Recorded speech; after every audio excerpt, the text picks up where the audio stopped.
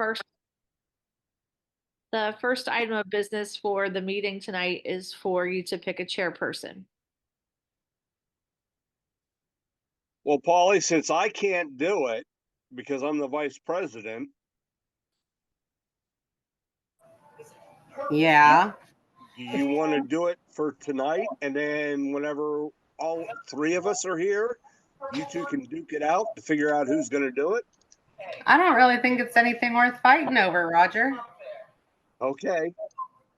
So I guess if I got to be the chairperson, that's what I'm going to do, huh? There you go. You got it, girl. All right. Well, that was easy. So the first couple things on tonight's agenda, the Champions program, you're aware, is an after-school program that we run in 3 of our elementary schools currently. Actually 2. The third one didn't get up and running yet for lower numbers, and we'll get to that.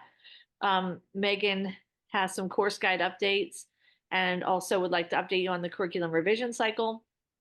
And then in co-curricular, some co-op agreements between Central Mountain High School and Bucktail. That's for sports. And also then the fall sports roundup. I'm expecting Dave Peters and Jim to kind of do those 2 things together. And we'll jump right into Joe Fortescue. I think Polly and Joe, you guys used to work together, so you know each other.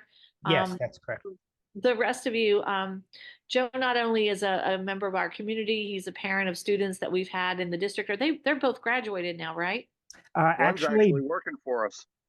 yes. My daughter, Adrian, works for Keystone Central School District. She is a special education teacher teaching algebra at the high school. That's right. So right. she's very, she's had her trials and tribulations, but she's always worked through it. And no, she's really happy there. My son, Ben, he graduated last year. He is a freshman at Penn State. And my daughter, Charlotte, who attended freshman year, decided to go cyber school.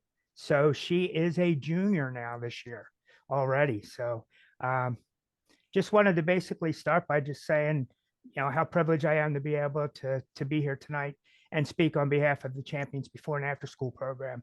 As you see the slide there first, we deeply value your partnership. We couldn't do it without you and the kiddos and the great families of this area. So we're excited to kind of show our talent and some of our programming achievements. So as you can see in the middle there, Joey Fortescue, I'm the area manager with Champions Before and After School Care. At the top is our regional director, Danny Noonan. Down on the bottom below me is site director at the Woodward Elementary School, Alexa Weissert. And last but not least, on the bottom right there is Laura Brungard. She is the site director at Robb Elementary School. So that's a little bit about our team. Next slide, please. All right. So here's just a glimpse on the average of what we've had so far. But I just want to say real quick that at Robb Elementary, we started with 6 kiddos in August. And at Woodward, I believe it was 5. So right now, numbers, enrollment update, we have 4 children before school at Robb, and we have 3 children at before school at Woodward. But we are averaging, and I say this is an average because we have 24 kids enrolled at Robb and 22 at Woodward. So we're running 17 after school care at Robb and 14 at Woodward. And it just keeps, we're getting new AWEs every day. So just a little bit about where we started and where we came from. Our champions were committed to a lot of subsidy and outside reach to our community. As you can see there, we offered, now to get a scholarship, you have to apply for subsidy. But if you do not get subsidy, that does not, we will never turn our back on anybody. We did have one family that requested a scholarship, and it was for 75% for the whole school year. So 1 requested, 1 granted, and then subsidy participants, we have 5, and district teachers, which is just a sign of where we are, how awesome our program is. We have 12 kiddos from teachers in the district, and they also do receive a discount. So thank you for making that possible. Okay, as we move on, Keystone Central School District students have been on an exciting journey exploring their curiosity. Here you see some highlights. Enjoy playing different board games, card games. We have interest centers. Different games include Jenga. We have art activities, technology activities. Our strategy games curriculum has been a huge hit. Students have enjoyed building with different materials, and we use block cards to create different structures while working in spatial awareness and balancing. And at last, at Champions, we believe in the importance of delivery and inclusion through our Inclusion Connections curriculum. Students learned about culture, relationships through videos and literature, engaged in discussions. Many students discussed cooking together, celebrating Thanksgiving, and receiving candy at Halloween were some of their favorites. All right. And next is just some more glimpse of our Keystone Central School District highlights. We're pleased to share additional scenes from our strategy game unit theme. It really taught the kiddos how to think for themselves, make good decisions, sequence card games, marble mazes, anything on that creative expression that develops executive function and inquiry-based learning. Next slide, please. So with some more highlights and through the strategy games, as you can see in the pictures there, the curriculum, we also worked on building and navigating mazes. In the activity pictured above, students received their own straw and had to blow a cotton ball through the maze while staying in the lines. This required patience and concentration, and friends cheered each other on, building those future relationships. We offer a daily snack, and what's better than getting to both play outside and enjoy a snack at picnic table during a beautiful day. All right, next this was one of our favorite things with the airplanes that you see. It was our flight challenge. So the children, they had to experiment with different iterations with paper airplanes designs to determine which ones would achieve greater altitude and speed. So it really got them thinking. The dot game challenge that you see there, using this familiar game as a learning tool, children practice healthy competition and cooperation. The last was the cup stacking challenge, where children were given approximately 100 plastic cups and stopwatch to construct towers or structures and complete timed stacking challenges. The most important part about this is it taught competitive, but it taught fun, a fun environment. Next slide, please. And I did speak a little bit about it. Kudos to this past weekend as we did the hair fair and wellness day. This is Champions going over and beyond to join with PTO at Woodward. We also try to get involved with events like this. We offer free babysitting during the PTO meeting so those parents can get out and more. But we were thrilled to participate in this particular event. Our team was actively involved with the kids, offering engaging activities, yoga, and hands-on projects. Additionally, we had the opportunity to address any questions families had about our program, and we enlisted our subsidy agency partner to be present for additional assistance. We leave no child left behind. If the family can't afford it, we will find ways to fund them. Next slide, please. So thank you for your time, but as we move on, our future goals, we're trying to increase awareness of the social and academic support our program provides and growing our enrollment to extend our reach to more families, providing our summer program, which is next on the agenda after we move on. It'll combine educational enrichment, physical fitness, field trip fun, led by a team of dedicated and compassionate educators. We just found out we have access to virtual field trips. So when we can't take a field trip, we have a lot of agencies and that work with Champions. We can do the virtual field trips, which is something new to me. I'm really looking forward to that. And then ongoing cooperation, partnership with every school to enhance student achievement, contribute to the district-wide objectives. And last but not least, I want to thank you very much for all of your time and allowing me to speak about the Champions before and after school program. As area manager, I will promise that I will do the 3 Ps of Champions. I call it protect, We'll make sure that every child has safe environment, free from bullying. And we do this by the second P, which is preach. We want to preach the importance of good choices, teamwork, building relationships, and having fun at the same time. And last but not least, we want to praise our children for the advancements that they made from the beginning of the school year all the way through the summer. The relationships that we build is mostly, we love our client relationships, we love our family relationships, but if we're not building those relationships with the children, keeping them safe, having them entertained in a positive manner, then I feel like we're not doing our job. So I would just like to end, about 5 years ago, Keystone Central School District really came to the aid of my family in a great time of need. And from that time on, I promised myself that whatever I did in the community, I would give back to the community. I've done that in Blanchard. I've done that in Liberty Curtin. I've done it through Mill Hall, Lock Haven, Loganton. And I promise, if given the chance to proceed with Mill Hall and Liberty Curtin, that I will fulfill that potential.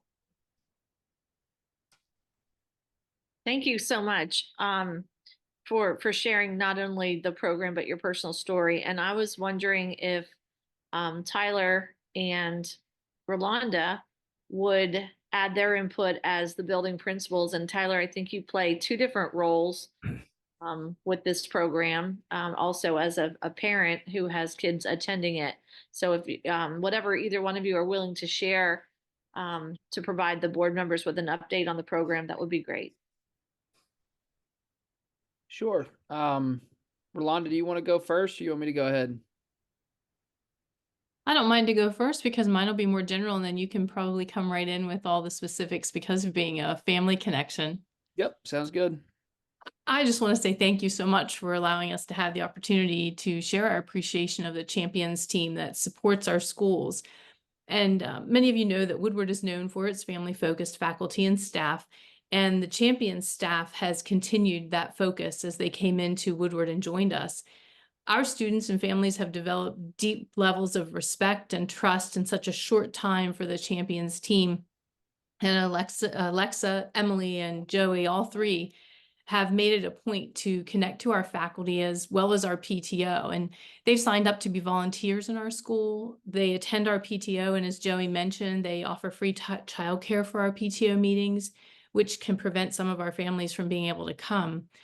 They attend special events to support our students and our faculty and staff.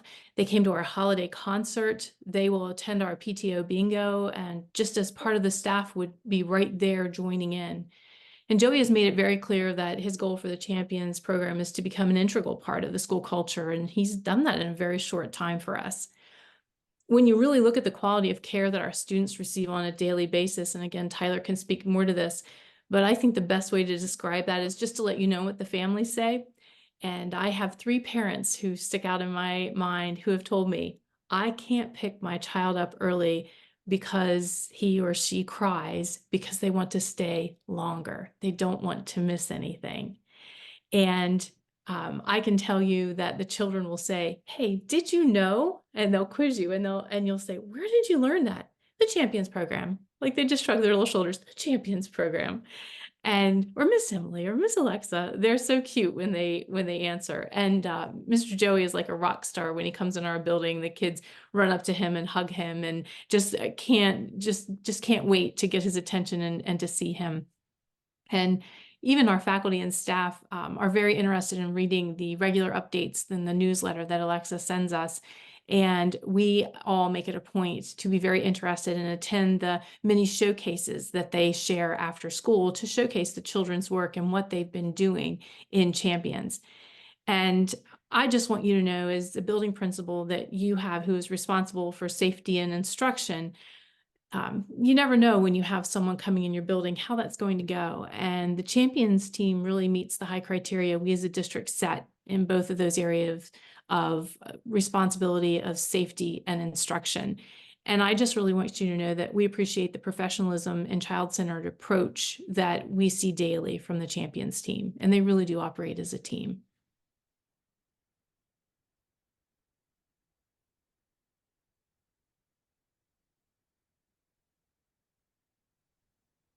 Yeah. Now how am I supposed to follow that, Rolanda? You- You touched on a lot of things that are absolutely true across our setting at Rob as well.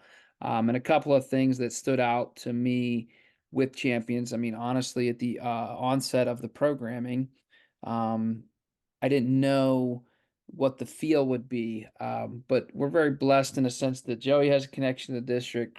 The two of the workers at our building, one is a mother of a child in our school, one is a grandmother of a child in our school, multiple children in our school. So it's evident they care about our school, they care about our kids, and that's really asking a lot. So I appreciate that approach, and it provides our students at Rob a safe, structured environment. But it's not structured to the point where our kids resent going. It's structured in a sense that there's homework support, there's homework help, and the opportunities that they have are educational and also appropriate for building social skills with their peers. So I really, and again, to echo what Rolanda said, Joey is always right back to me. If a family reaches out, I had a mother reach out and say, "Hey, I'm interested in the Champions program. Is there any financial support?" And I think Joey, as soon as we got done talking, Joey reached out to her and got her squared away. So that part of it, customer service component is phenomenal, but most importantly, how they interact with the kids. I'm just very pleased with that. My own two children do attend the Champions program. So from a parent standpoint, all the information you could need is easily available. The online component of it, as far as scheduling and payments, is super easy. So it's just a very nice resource for us to have, and I just really appreciate everything that they're doing. So I would be in support of supporting them expanding and helping our kids and our community however they can.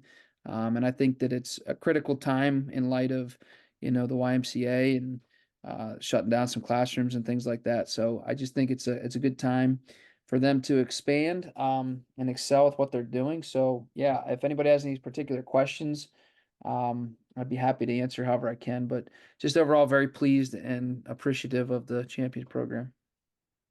Thank you both for adding that. I also would like to say that we have had no complaints that I'm aware of about the facility usage or any abusing of the facility in any way. I feel like because the children are so engaged in an actual curriculum, it's not a babysitting service.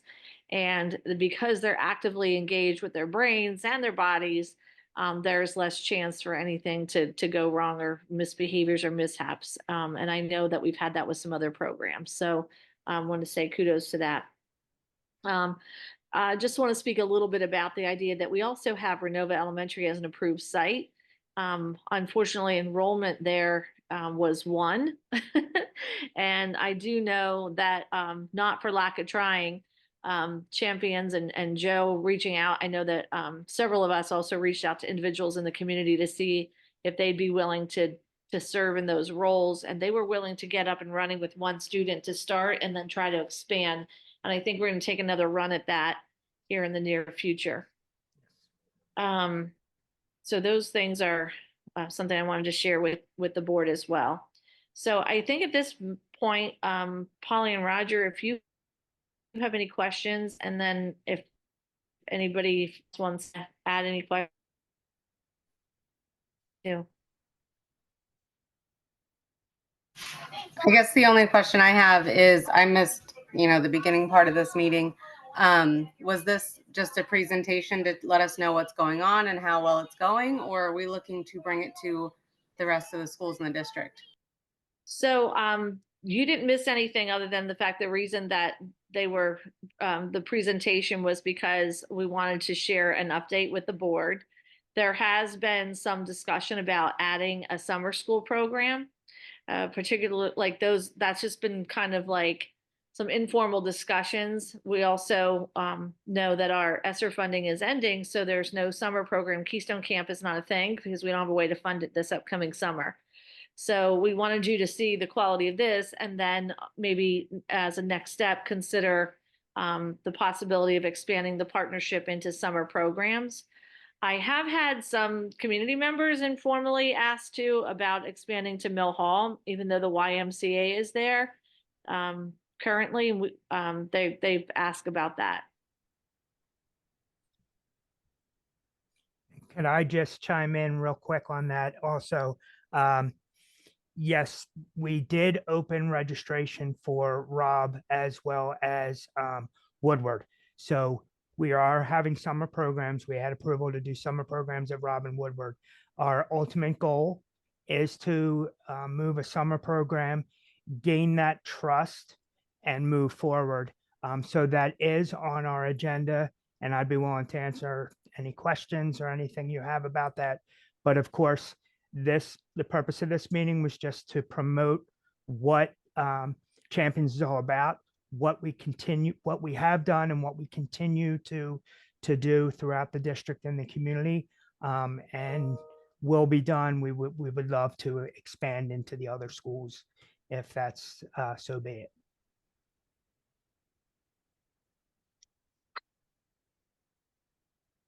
Chair Polly, may I ask a question, please?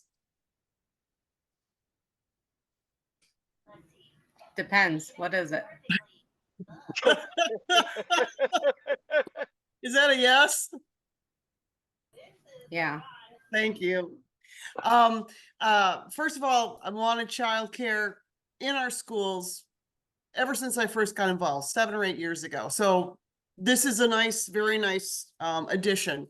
I just have one quick question, and I'm not looking for an answer right now. But maybe talk about the Safety and Security Committee. I don't know. But here's my concern is just to let the board know at some point when, let's say you have a child that's enrolled and they have a few behavioral issues, and then those behavioral issues sort of escalate. Is there an ongoing correspondence, communication with Keystone administration to let them know that a student A has gone above and beyond some behavioral issues, and you always keep that in communication so our administration knows that if there is a child that has crossed the line, whatever that line is that in place? Can I take it from the Champions? And I can't Yes, speak that's for you, Joseph. Yes, Yes, please. okay. Thank Yes. you. So we have a full inclusion services. In other words, my site directors, my teachers are aware of a situation. We do have children without giving too much information with one-on-ones. That's hard to come by, but we never turn our backs on anybody, of course. But this inclusion services, what happens is our site directors, our teachers are right on response with me, and being so close, I can be at any of the sites right away. But the inclusion services take the information we give. They send people out as training professionals. I am trained professional on how to deal with tough situations, and that's what I like to call them. I just like to call them tough situations, kids being kids. But Champions does have a full inclusion services team of about 20 members that at the drop of a phone call, I could have a team come to the school and we would be in direct contact with principals, superintendents. We hold very strong on that. We just make sure that everything's running smooth. We are guests in the schools, but we will do everything we possibly can to never turn a child away or have a child removed.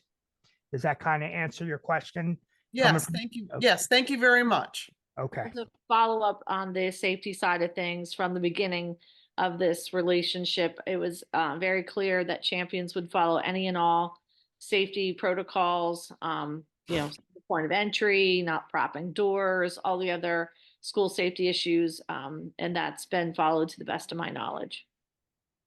Yeah, and just to kind of follow up on it from a school standpoint, we did have situation at Rob where we had some challenging behaviors from a few students, and Joey was in constant communication with me, so I was fully aware of it, and I was able to shed some light from a standpoint of, the school's stance on things as well.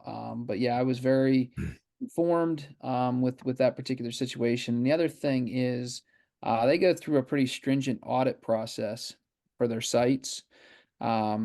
So anything that came back through their audit with regards to just, safety and security, when you brought that up, Elizabeth, that reminded me of it. But they have a high expectation with the safety of their sites.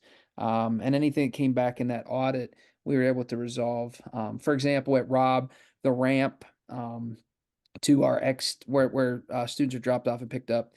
We had temporarily had some things there that needed to go to property services, and that was touched upon in their audit. So very quickly after Joey got in touch with me, hey, we have our audit coming up. This is something we need to get squared away, which we were in the process of anyway. But it was a very good partnership in that regard. So their audit is pretty stringent from a safety and security standpoint.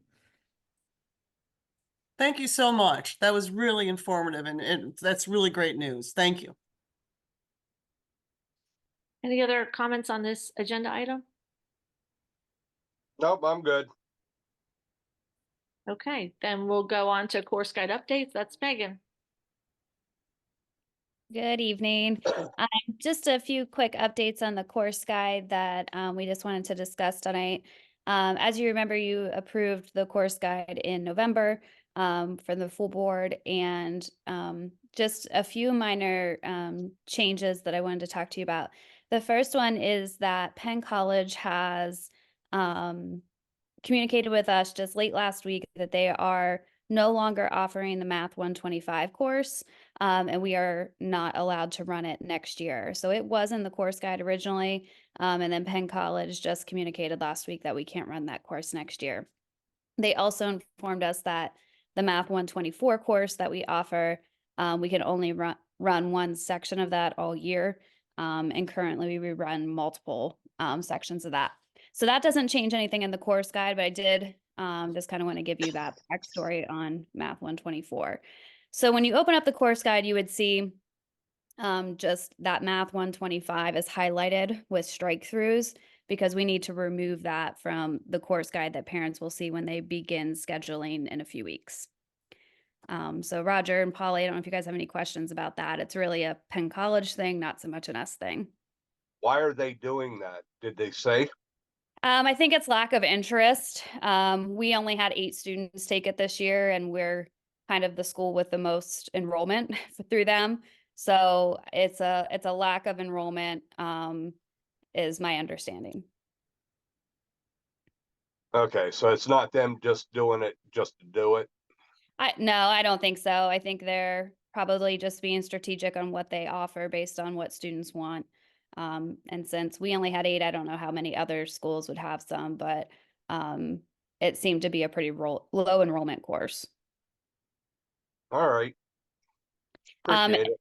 Yeah, no problem. I just wanted to give you that update. Also in the course guide, we've been in talk with the secondary principals over the course of the last year on the potential of adding a leadership elective at the high school. So currently at our middle school, we offer a leadership program through Jostens Renaissance. Jostens actually provides the curriculum for us, and it is really heavily requested at the middle school. We have a lot of students who request that course. So many students request it, and we actually can't fulfill all their requests. So we've been in talk, the middle school, correct me if I'm wrong, Dave Peters, it's been at least 3 years, I think, right? That it's been offered at the middle school, 4 years. So what we found and what we've heard from students is that they take leadership in middle school, they love it, they want to continue, but our high schools did not have the leadership courses available in the course guide. So we've been working with the secondary principals to kind of talk about that. And they both definitely feel like it would be a welcomed addition to their elective offerings. So you can see the course description in the course guide, but essentially what we'd be doing, we can run up through leadership 4, but next year we'd be looking to do 1 and 2 at the high school level. And then the next year we would add 3 and 4 so that students can actually get 4 years of the leadership class. And that's really great because I think it directly aligns with our comprehensive plan goals in terms of, just promoting a positive climate and culture.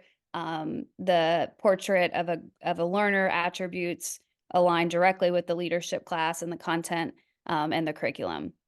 So that's kind of come to fruition in the last month or so with the reality of planning for that. So it wasn't in the original course guide when it was approved, but we did want to bring to see if you would be supportive of adding those additional electives. I don't see a problem with it. What about you, Polly? No, I don't see a problem with it either. It sounds like a good idea. I like the idea that it's a continuation of what they started in middle school with the scope and sequence. I think that'll be very beneficial. Yeah, I would just add my 2 cents. Having seen the program at the mid-level, Megan and I have talked about it for years. The program itself has work at every grade level, and so as Megan mentioned, we kind of started with our 7th graders, and then we're able to expand it to our 8th graders when they started taking electives. So to allow those students who have started that process opportunities to continue. Last year we were selected as one of the Jostens Renaissance to have the Teacher of the Year in Christine Onisconich, and so. It's really helped with our networking, a lot of opportunities for students to go out and collaborate with other students at other schools. And so, just from someone who's had the chance to kind of work with the program and see it develop at the mid-level, I think it would be a great opportunity for the high school.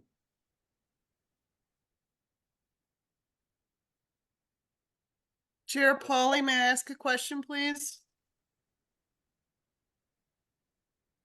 Okay, I guess that's a yes. No, Elizabeth, no answer is not a yes. But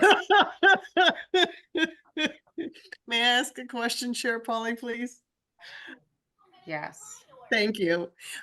Megan, just out of curiosity, is there any reason why LHU or some other university couldn't help with your math classes?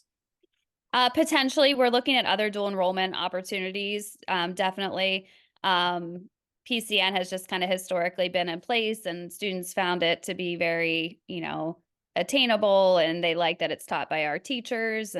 But we do now have so many more open doors to dual enrollment opportunities, and I think that's something we'll definitely explore, especially for those upper level math classes. Like Math 125 was the highest level of math that was offered through PCN.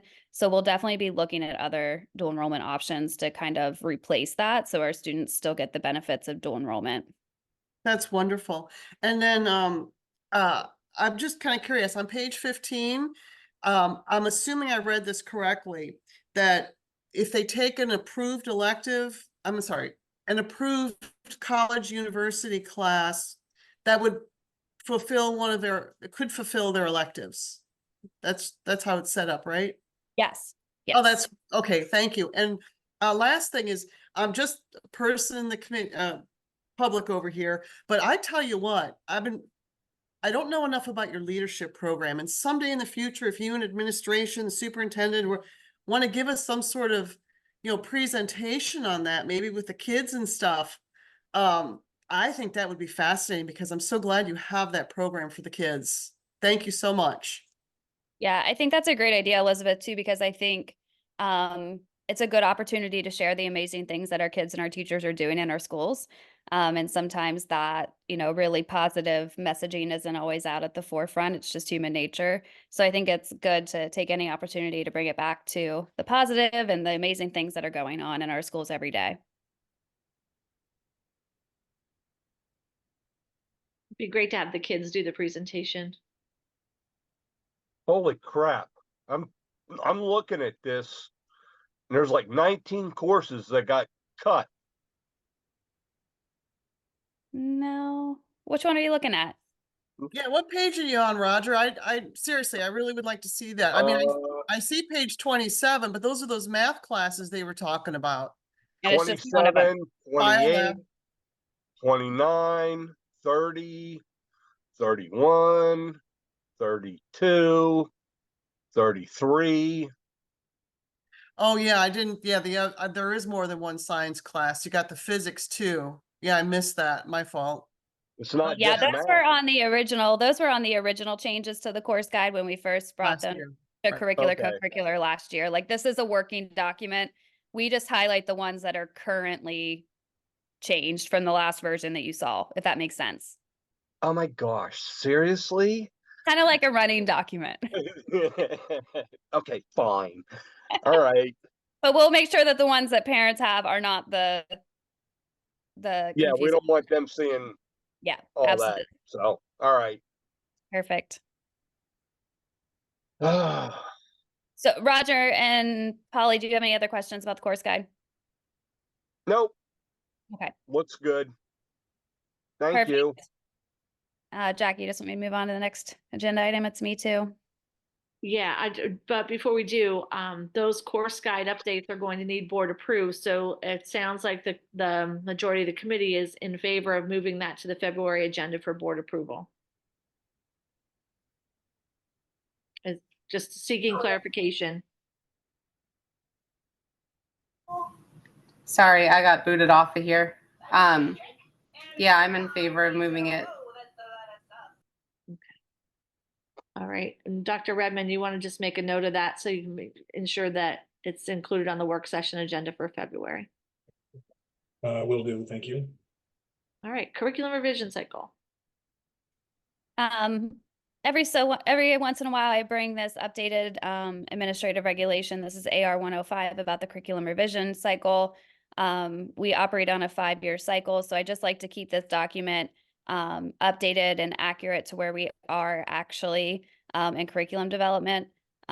So one thing that I've been speaking with Dr. Martin and Joni about is the potential of taking our ELA curriculum and spanning it out over a 2-year, sort of a 2-year period rather than our traditional one. And the reason for that is because we do have some pretty significant changes to make to our ELA curriculum, mostly at the upper elementary and into secondary. ELA is a very expensive curricular area, and we still do have some ESSER funding available for the learning loss buckets. So if we were to spread ELA out over 2 years rather than waiting until the 25-26 fiscal year, we would be able to use ESSER funding and what's left of that to pay for probably 90 to 95% of our ELA curriculum updates that we would need to do in terms of resources. So it's both kind of a fiscal move to save us a lot of money because we would be paying for that with ESSER rather than waiting until 25-26 to pay for it out of general fund. And it also allows us to do sort of a soft implementation of new curriculum rather than everybody going all in on the same year. Would allow us to do sort of a soft implementation and let us work out any of the kinks that we have. So that document just kind of reflects that thinking. If Roger and Polly, you guys are supportive of doing that, I think it makes a lot of fiscal sense. Yeah, I'm fine with that. I'm good also. Tough crowd you guys are. No, I'm telling you, hey, don't test us. And that's all I had. If you guys don't have any other questions about that. Nope, we're good. Thanks, Megan. Thank you. Okay, Dave and Jim. Co-op agreements. So Jim, if it's okay, I'll start first. Several of the things kind of related to Central Mountain High School. So one of the things that as we've taken on new roles, both Jim and I in the athletics world, we were learning about our co-op agreements. And so one of the things that recently had occurred as we entered this new season, girls wrestling had been approved at the state level.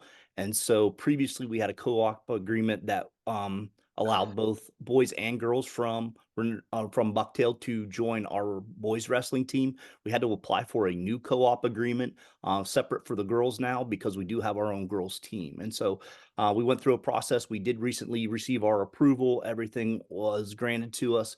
And so one of the things that we learned through this process is those agreements stay in place unless we terminate them. And that's kind of where our next point kind of came into the conversation. And so from an enrollment perspective, in November, we received some updated information in regards to Central Mountain sports. 2 of our sports will go down in classification because our enrollment has dropped. One of those will be football. We'll move from a 5A to a 4A, as well as in volleyball. We'll move from a 4A to a 3A. As we began to look at these numbers a little closer, one of the things that we realized is there currently is an existing co-op, two co-ops, one for swimming and one for cross country. When we looked at the numbers and the percentage of female athletes and male athletes at Bucktail is very small. We only had one student in the last 5 years use the swimming co-op. And we've never had a student at Bucktail take advantage of the cross country co-op. One of the things that the coach from cross country and I had discussed is if we did not continue with that co-op, that would actually change the level of classification for our cross country group. So it would allow them to go from a 3A, which currently is the highest group, to a 2A. So for the students competing at that, it may give them a more competitive chance at the state level. We did have a state qualifier this year from Central Mountain, and we also had one the previous year. So the coach had inquired, what the process was to look at some of those things. It led Jim and I to have more conversation and do some investigating. We've had some conversation with Jackie, and we just really wanted to kind of come back and talk about the co-op agreements, make sure that the committee was aware, and notice also that some of the agreements that we have in place have not really been utilized in any way. There is no requirement that we end any of the co-ops or anything if they're not being utilized, and we don't have to reapply at any time if we keep them.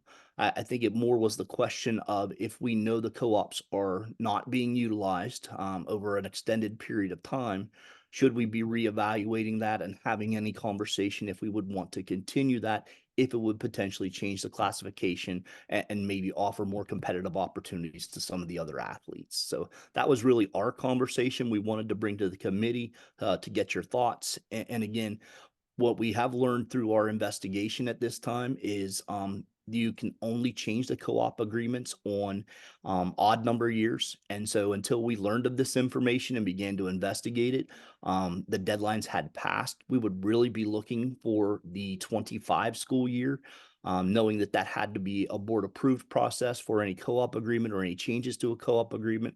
We wanted to start bringing that information to you for some consideration and at least to get your feedback if that was something that we would want to consider moving forward.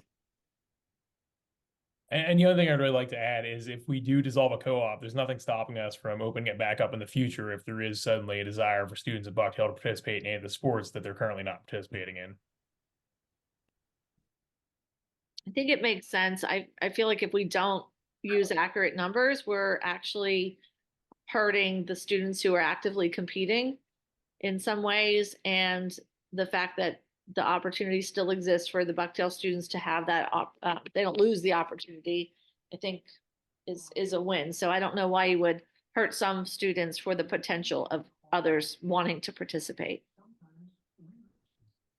And just intermission from curricular, co-curricular, we're calling a 2-hour delay. Patty, if you can, I don't know if you can multitask and start both calls, but had conversations with Sugar Valley Charter and Jersey Shore. There's some of the back roads are experiencing some drifting. And we thought if the sun came up, the salt would have a little better chance to work in some of those areas. So 2-hour delay in the morning.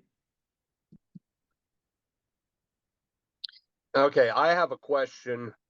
Dave, you were talking about the female wrestling, ladies wrestling. Mm-hmm. It was brought to my attention that a softball player tried to sign up for ladies wrestling and was told that the sign up period had passed. I'm just curious what the sign up period is, because according to PIAA, if I'm not mistaken, the individual can sign up anytime they want. They just have to practice 10 days prior to actually competing. So what you're saying is accurate, Roger. We actually had 2 young ladies that came in several weeks, almost a month after the season had started. Both of them have been permitted. And so our policy is after the first contest. And so what our policy states is that we don't allow students to join after. However, we met with Randy. Jim and I had some conversation with Randy as well as Mr. Varelli. We talked through it, knowing that this was a first-year program, and what we really, our goal is to encourage as many young ladies to participate as we can. We were able to come back, and ultimately knowing that they were permitted to sign up at any time, we did tell them they were required to do the 10 practices. The 10 practices is actually the guideline. What it says within our guidelines is, for instance, if they've missed 4 weeks and it's 18 practices, we have the discretion to determine if we want them to practice that much so that they're not going out and competing against others who've had a lot more opportunity to practice and train. But based upon being a first-year program, we went with allowing them to join and with the 10 practices so that they could still participate within this season. Okay, so that individual is now able to practice with the team. Is that correct? The 2 individuals I'm aware of that both came in, and I can't say if it was a softball player. I'm not sure what other sports they may have, but I know there were 2 young ladies. Yeah. Yes, I believe I do know. And so, yes, she was permitted, and there was another young lady that also, I believe, was her friend and expressed the same interest. And we both were able to allow them to join. I talked with Coach Caprio and our trainer, Lindsay, and they made sure all the paperwork and everything needed to be completed, and then we're allowing them to join. Okay, thank you very much. Appreciate it. Yes, sir.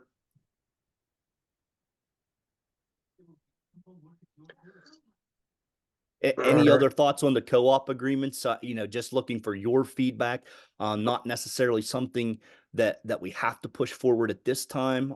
But again, I guess more the question of if we have existing co-op agreements and we can see they're not being utilized for extended periods of time, and in one case, the cross country is 5 years.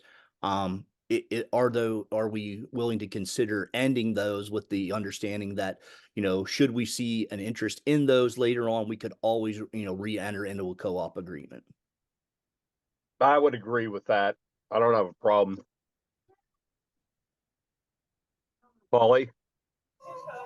Yeah, I don't have a problem with it either. Sorry, Megan, I'm not exciting.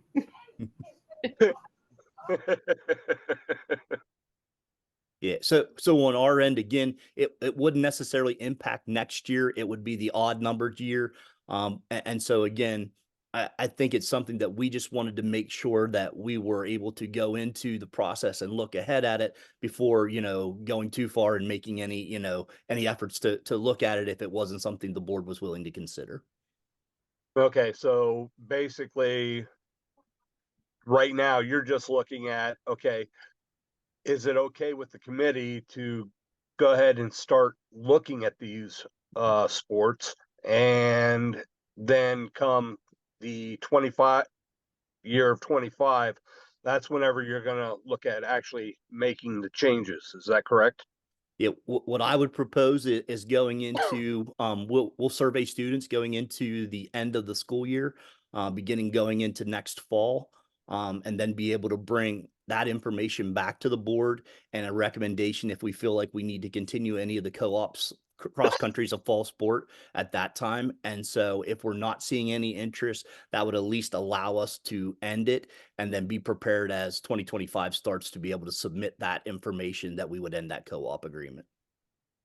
Sounds good to me. I just don't want to make it so that some of the students don't have an ability to actually go out for these sports. So Yep. 100% agree. And I think that's why we want to be very cautious and thoughtful about, how we're approaching it. I think if even one student right now is utilizing it, it is still important for us. But knowing that we've not had any students in particular areas, I think that's why we wanted to bring it to the committee. okay, sounds good. Okay, fall sports roundup. Jim, I talked a lot. Do you want to go? Yeah, I get started. Buffalo actually had a really successful fall season. Our football team ended 5-4. We had 23 players by the end of the season, which is about average. We had 26 to start, so we dropped 3. We made the playoffs, which is a huge deal for Bucktail. Unfortunately, did not win. Junior high was undefeated in football, so that was pretty impressive. They ended the season with 21 players. They were 6-0. Our softball team had just enough for a squad. We had 9 players. We had to forfeit a game because we had a student sick a day, which is unfortunate, but they were able to put together a 6-5 season, which I think, given the amount of players we had and things like that, it's pretty solid. And then finally, girls tennis was 14-2. They make districts pretty much every year. They're a really solid squad, but they lost team districts first round against Central Columbia. And in addition to all of that, our band program has been expanding. They went to all the away games, and it's been a positive year at Bucktail in all sports. Awesome. Glad to hear that. So from the Central Mountain side of things, we had also a really successful fall season. Our golf team was co-champions in the PHAC. So we just recently received our plaque from the PHAC as co-champions for golf, and so that was a great accomplishment. We also had male Griffin Walliser, and then a female Gardner Fravel, and then Reese Walliser qualify for individual district play. Neither one was able to move on, but both had very successful seasons. In tennis, on our girls tennis team during the fall, Addison Lindsay had moved on into the state tournament and ended up being the runner-up to the state champion, actually the returning state champion. So she ended up second place as a freshman, and so a great accomplishment for her. I personally had a chance to go down and watch her compete, and it was a really exciting opportunity and something for Central Mountain to really be proud of. Our boys soccer team qualified for district play, winning their first game in district play and advancing to the final, where we ended up losing to State College. Our football team, although record-wise wasn't maybe the year we were looking for, we were comparable in record with Hollidaysburg, and we ended up playing them in the district final.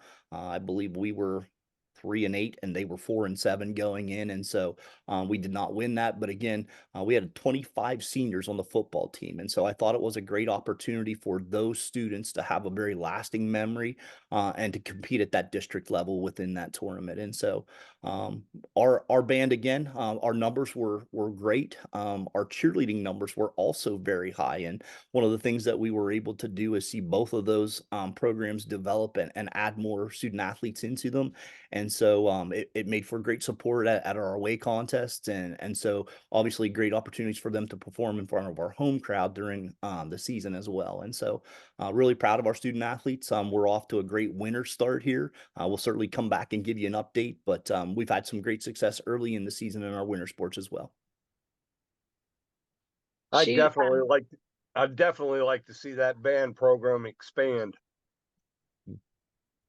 agree. And I will say that Miss Lindsay was the talk of the state. People were just talking about her the whole way through that tournament. She was the freshman phenom from Central Mountain. So a lot of great things happening across the district. And Jim, things are definitely turning around at Bucktail, not only with the wins and losses, but I think that you're also making some great strides at changing the culture for the better within the program. So thank you for both of you for your hard work this year.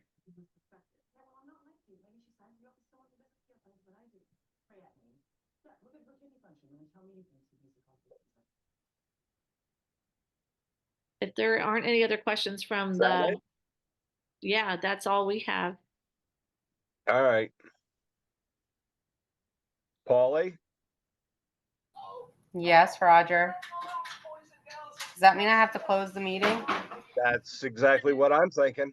Oh, Chair see, I've never Pauly? been a chair before. I don't have to do this. So meeting closed. Chair Pauly, Yes, Elizabeth. may I share a comment from the public that was given to me? Sure. Thank you. I don't know if this is true or not. I'm just sharing a comment that was given to me by a citizen. They were very happy to see that the articulation agreement that the board passed, that administration put together, I believe it was the health occupations. Anyways, this is what the citizen told me. I don't know if it's true or not. I'm just sharing. They were upset that the Lock Haven University doesn't have a guaranteed job placement for their physician's assistants, health occupations, when other state schools do. So that's it. Thank you. What does that have to do with us? Oh, it's just for his curriculum. I'm just reporting. That's it. Okay. Thank you. Okay. All right. So now the meeting's closed, right? It is.